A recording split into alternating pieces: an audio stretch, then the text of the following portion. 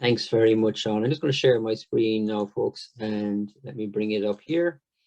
Sean, will you give me a shout there if you can see that? We can indeed, Paul. Yes, indeed. We can. Great. Thanks very much, Sean. Good morning, everybody. I hope everybody's well. And thanks very much, Sean and Rabia and all the for you all online for tuning in this morning. I hope you've had a chance to read this report. Actually, it was a report that we spent a lot of time on, and it's a very readable report. Actually, what I do for this presentation, because I want to leave as much time as we have for Q&A and for hearing the industry panel, which I often feel brings a lot of value. So rather than go through bits and pieces that are already in the report, I'll leave as much time as we can for discussion. But what I will do this morning is I want to bring your attention to 3 specific slides or 3 specific pages within the report that I would like to draw your attention to, and I'll focus on those. And again, we put a lot of effort in trying to make the report readable. It's aimed at the curious reader, really. If you're interested about transport, if you're interested about bioenergy, and if you're interested about climate change, we'd hope that you'd find this report easy to read, easy to digest, and hopefully to understand. And a huge thanks to all my colleagues here in Marai for helping me put this report together. I was kind of reflecting on this report this morning, and I really enjoyed doing the report for a number of reasons. Number one, transport is a huge challenge for Ireland. It's our largest source of energy emissions, and it's growing. It's a huge growing, and and many would feel, and I think we've heard this sentiment echoed by Minister Ryan as well recently, that transport is probably Ireland's greatest climate challenge in reducing our emissions. And of course, what we looked at in this report is how can we halve those emissions between now and 2030. But what I enjoyed doing the report, I really enjoyed the stakeholder engagement. As an academic, I found actually the rich stakeholder engagement that we had from our BA members just very rich, very useful. It's fascinating sometimes, when you're working this stuff at a high level, at a national picture, to listen to what's happening on the ground, to listen to some of the optimism, the ambition, but also the frustration, And I suppose if I was to pick out something that I didn't like doing in this report, and it kind of comes back to me now and again, is that I suppose it was a constant reminder of just how hard a challenge transport is going to be. I'm very worried about our progress on emissions reduction in Ireland. I'm very worried about climate change. I'm very worried that we're not doing enough. And I'm very worried at a lot of the ambitious rhetoric that we're hearing at the moment from across policy circles, which is at odds with the pace of emissions reductions that we're achieving. And it's also at odds with a lot of the big challenges that we are facing right across the full energy system. So that's a kind of a constant worry, really. I suppose when I do these reports, you see how hard things are, and then you see a lot of these things which just aren't being discussed at a policy level, which unfortunately, which really needs to change. But before I jump into the slide that you're looking at here at the moment, there's kind of 2 things that I'd like you to take as readers. And the first thing is that we often kind of pitch this role for bioenergy in transport versus electric vehicles. And I don't see that competition at all. Even if we do, and this is one of the findings in this report, even if we do everything we can with electric vehicles, let's just say we hit that hugely ambitious target of 1 million EVs on the road by 2030. Let's just say we have a huge increase in biomethane production for heavy transport. We have a huge increase from from E5 to E10, from B7 to B12. That's still nowhere near enough to get us near the level of ambition that we set ourselves in Ireland. So I don't like this competition that we often set the electrification of transport versus biofuels. There is no competition. They are both needed. And again, as I said, even if we both do everything we can, it still won't be enough. And we must remember that electrification of transport is important, but if we electrify 1 million cars in 2030, there's still another million plus that will still be using fossil fuels. And of course, bioenergy is something that is incredible at diluting the emissions content of those fuels and reducing emissions. The second thing I'd like to bring your attention to is emissions. Now, if you look up at the slide that we have on the screen here in front of you, look up at the top right hand corner. Let me just move my camera out of the way there. Biofuels last year avoided over 500,000 tons of CO2 emissions. That's incredible. To give that in comparison to where we are with electric vehicles were somewhere around 15,000. So you've got 500,000 versus 15,000. And of course, all the policy focus is on electricity, and that's needed, it's necessary, but we've kind of fallen in love with the story of electricity, and it's blinding us to a lot of the things that are necessary from a policy perspective. It's blinding us to the things that are successful, and it's blinding us to things that are working very well in Ireland.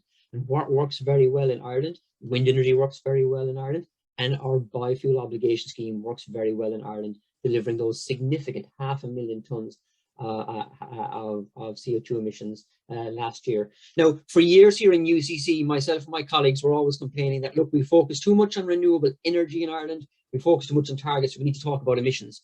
But now I'm changing this, and what I'd like us all to think about in Ireland is not just about emissions, but the cumulative emissions savings. Because in Ireland, what we have now is we don't have emissions targets per se anymore. We don't have renewable energy targets, particularly at a European level. We don't have those anymore. What's really important is that we have carbon budgets, and carbon budgets are solely important because they reflect the cumulative emissions savings coming from policy measures. So what I'd love people to think about, policy people, people in industry, think about the cumulative saving of your idea. Think about the cumulative saving of something like biofuel. So last year we avoided 500,000 tons of CO2 emissions over a 10-year period. That's 5 million tons of CO2 will be avoided. And that's the way we need to start thinking about emissions reductions in Ireland, the cumulative benefit. And when you look at things in terms of the cumulative benefit, you see that small changes that are done now actually over a long period of time deliver significant emissions reductions. And this is one of the challenges with a policy focus for transport that's very narrowly focused on electric vehicles. Electric vehicles are necessary. They're important. We have to do it. But most of those emission savings actually will come very much later in the decade when sales of EVs ramped up. And that's just not good enough because it doesn't deliver the cumulative emission savings that we need over this decade. And this is one of the really wonderful things about biofuels. You know, they're shovel ready, they're ready to go, and they're already delivering projects. So again, if you think about going from E5 to E10 or B7 to B12 or HVO or B20, think about the cumulative emissions benefits. And that's really, really important. And that's one of the things that this report is very strong at. You know, we look at the emissions and those cumulative benefits. And cumulative emissions are really important because that's what climate change is all about. It's not the emissions at some point in time that are important. It's not something like the emissions in 2050 that are important or the emissions in 2030. It's actually the cumulative emissions between now and then. And of course, we have very strict carbon budgets across a global level. We have very strict carbon budgets here in Ireland. The other thing that I found really fascinating with this slide here, and even when we threw it up, we kind of road tested this slide with a number of students here. You know, people are fascinated by the success in bioliquids, particularly already in transport, you know, because when people think about transport, you know, and even just asking a few friends around here, think about transport, think about renewable transport, we think about electricity, but that's not the case. You know, sustainable biofuels accounted for 98% plus of renewable energy in transport, and the rest was renewable electricity. And actually, the rest of that renewable electricity was primarily, most of that actually was in things like the Lewis and the Dart, and not so much in EVs. So again, we fall in love with the story of EVs, which is necessary, but it's blinding ourselves to things that are working. It's blinding ourselves to the things that are necessary, and it's blinding ourselves to the things that we need to do. And of course, throughout this report as well, what we see is, you know, Ireland has huge strengths to play on when it comes to bioenergy, not only looking at bioliquids, but internally from looking at our own, particularly biomethane reduction. So the next slide that I'd like to bring your attention to then is, so that's the emissions part, which is really important. And remember, we must move away from this idea that these things are in competition with each other. We need everything we can. And if we do everything we can with renewable transport, it won't be enough. We still need huge societal buy-in in taking public transport, in walking more, in having less trips, in buying way more efficient cars. So technology will only get us so far. We also need, there's a huge people component to this as well as the policy component. And then we might have some chance of getting anywhere near our targets for transport in Ireland. The second slide that I'd like to bring your attention to is, let me just try and move this down here, is this slide here, the key messages. And again, if you're familiar with the report, you probably have you know, you've seen these already. And, you know, and what we found, this analysis, look, the EV target that the government have is massively ambitious, and, you know, people will say it's not realistic, or it's this or it's that, but it's kind of what we need to do. You know, if we're serious about reducing our emissions by half, we're going to have to do some incredibly ambitious things. Now, having ambition is one thing, but delivering on that action is another thing, and following it through with strong policy is really, really important. So yes, the EVs are necessary, but they're only a small part of the story. And actually later on in this report, if you look down on one of the slides, I think slide 17 or something later, we talk about the role of EVs and biofuels. In fact, what they will do is just offset the growth in economic activity that comes from transport emissions over the next 10 years. So in many ways, we need to run very fast just to stand still, because as the economy recovers from COVID, and we know this from the past in Ireland, economic activity is very much linked to transport emissions in Ireland. And the more active the economy tends to be in Ireland, the more the emissions increase in Ireland. So it's not just about reducing our emissions cumulatively between now and 2030, it's also reducing the growth, the expected growth in emissions. And that makes transport particularly tricky and particularly challenging in Ireland. The other thing we came up with, option 2 there, or measure 2, is, and this has been the climate action plan again, increasing bioethanol and biodiesel blending and bringing that forward. That's really important, because that ties into the cumulative emissions savings. So waiting is not an option when it comes to climate action in Ireland. Waiting is not a strategy when it comes to climate action in Ireland. We have to look at things that are ready to go and do them as much as we can and as quickly as we can. If you can bring forward the blending of E10 and B12 forward by 1 year, that's maybe 200,000 to 300,000 emissions extra savings that come off your carbon budget. That's significant. You have to sell an awful lot of EVs. You have to get an awful lot of people to take buses, transport, e-scooters, etc., to get anywhere near those types of savings. So in many ways, we're doing a lot of things. Like, it's easy to be critical of the government, but in all honesty, I have a lot of sympathy for them, because this is really, really hard, and we're doing a lot of the right things, but we're not doing them at a scale that's sufficient enough to mark our ambition. And we're not doing them at a time enough that's there to mark the urgency in climate change. That's fundamentally important, really, when we're thinking about particularly transport. The other thing that we came up with in these, look at the number I spoke about, behavioral issues are really, really important.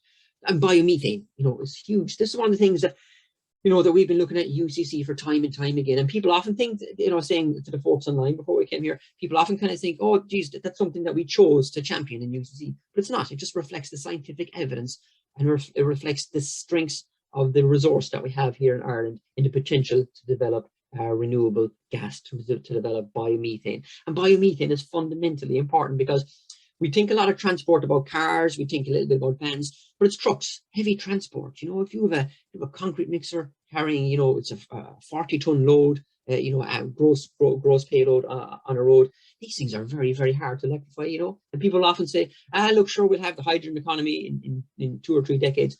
We can't wait, right? Waiting is not an option. We need to do these things now. We need to look at our strengths, and looking at the biomethane potential that we have here in Ireland. And I suppose at a personal level, I often find this very frustrating, because I think we have a very false ideological stance against anything bio in Ireland. Now, some of that I think relates to the terrible actual destruction and reputational destruction that palm oil debacle, that palm oil mess down in Indonesia and in Malaysia, which caused real damage. The sustainability criteria are fundamentally important there. But we need to look at a really strict sustainability criteria, bringing those together. And also what we found in this report is, and this came up a lot with the stakeholder engagement as well, it's also about actually enforcing the sustainability criteria that are already in place. So we don't really need new legislation. We just need to be brave and enforce the legislation that's there as well. And maybe James and some of the panel will talk about that really. And that was one of the things I suppose I found very refreshing in discussions that we had with our BA members, the need for sustainability criteria, because that transparency leads to trust, that transparency leads to strong policy, and that transparency leads to emissions reduction, and that's fundamentally important. Now, there is a thing in Ireland that we tend to apply a kind of a different level of sustainable integrity to biofuels, and not so much into EVs, but this goes right across the board. This is about everything for all parts of the energy transition. We need to be careful about, components for battery elements for EVs. We need to be careful about the labor, about the minerals. We apply it naturally very quickly to bioenergy, but it needs to be applied right across the board. And every type of renewable energy needs to be held to that standard. It is really, really important. But bioenergy is one of those things, biomethane in particular, is one of those things that I find frustrating, not only for that kind of ideological stance that we seem to have against it, but also when you look at other countries that are doing really, really well in renewable transport. And I'll talk about this in a minute. When you look at the UK, look at Germany, look at Austria, when you look at the potential that we have in Ireland to grow grass, when you look at the excess slurries, and when you look at the huge potential and huge frustration within the farming community around Ireland for slightly smaller farming families who are looking for options to diversify, different ways to use their land, different ways to earn a living, different cooperative movements, and when you look at the energy security issues that we have in Ireland, biomethane, bioenergy is just one of those things that ticks a lot of boxes. Yes, we need to be so careful with sustainability criteria, but being worried about not being able to enforce sustainability criteria is not a reason to do nothing. We need to do this because biomethane, not only does it tick those boxes I said in terms of farming options, manure management, fertilizer management, land use management, but it also allows us to get into those very difficult to decarbonize areas such as heavy transport. And heavy transport trucks are a huge challenge in Ireland, because even if there is a huge breakthrough in electrification from electrification technology, trucks are going to be really, really difficult to decarbonize. And given the targets that we have, not only do we need to reduce emissions from vans and cars and public transport, but we also need to get serious with heavy transport as well. And on my last slide, before we hand back to Sean and before we hand back to the panel discussion, I'd like to scroll down to the report and talk to one of the things I found very interesting, and I suppose I learned a lot while doing this report as well, was looking at other countries, because often we feel in Ireland that we're kind of doing something that nobody has ever done before, but that's not the case. And I found this curious when we kind of road tested this in UCC with some of the students. If you ask anyone, who are the leaders in renewable transport in the world, people will always say Norway, but it's not the case at all. It's actually Sweden. Sweden are the leaders in renewable transport in the world and right across Europe, with a renewable transport delivery this year of over 30%. That's incredible. Ireland's actual real target or real result for renewable transport is about 4 or 5%. These folks are at 30. It's incredible. Now, they didn't start today or yesterday. They started a long time ago in this. But what I like about the lessons that we learned from Sweden when looking at their policy landscape, they started early, but as well, they looked to their strengths. They didn't look outward and look to see what other countries were doing with EVs or transport. They looked inward to the country. They looked at the resources they had in terms of forestry, pitch pine, land, ethanol, biodiesel. They looked at their industries, Neste Oil, large companies in bioenergy and biofuel. There's no coincidence that they're Scandinavian companies, because they looked at the companies that were there, they looked at how to support them, and they looked at policy support. And that's a clear message that really comes from the Swedish example when it thinks about renewable energy. And of course, Sweden have very little electrification of transport, but they will gain now over the next number of years by increasing the deployment of EVs in either passenger cars or buses or in light vans along the way. But most of the renewable energy in transport in Sweden is delivered from biofuels, both indigenous and imported. And again, they looked at their strengths. They looked at what they're good at. They're good at growing timber. They looked at the residues from the paper and pulp industry. They looked at different types of ethanol, and they also looked at their waste streams, and they looked at their slaughter waste streams. They looked at agricultural streams. And if you go to Sweden these days and you hop on a bus, the very likelihood it's a biomethane bus or some form of renewable gas fired or powered bus. So to close off, one of the things that we'd like to encourage people to think about, not only think about cumulative emissions, think about that electricity and bioenergy are still not enough, even if we do everything we can. But think about the strengths that we have here in Ireland. Think about the resources that we can grow. Think about the problems that we have, and think about how renewable transport can tick a lot of those boxes, not only for delivering emissions reduction, but also for delivering job and for delivering a bit more industrial activity. And of course, as well at the moment, so having your own indigenous resources, be it biomethane or bioliquids or biosolids, that's a really healthy thing at the moment. Ireland at the moment is one of the most fossil fuel dependent countries in Europe, or fifth most fossil fuel dependent country right across the EU. And energy security is becoming a real big challenge and a real big worry right across the energy system, not just electricity, but also in the energy system. So encouraging your own indigenous growth, not only from things that we're good at, like wind and solar, but things we could be great at, which is bioenergy, biomethane, and bioenergy production here in Ireland. So Sean, I might leave it there and hand it back to you.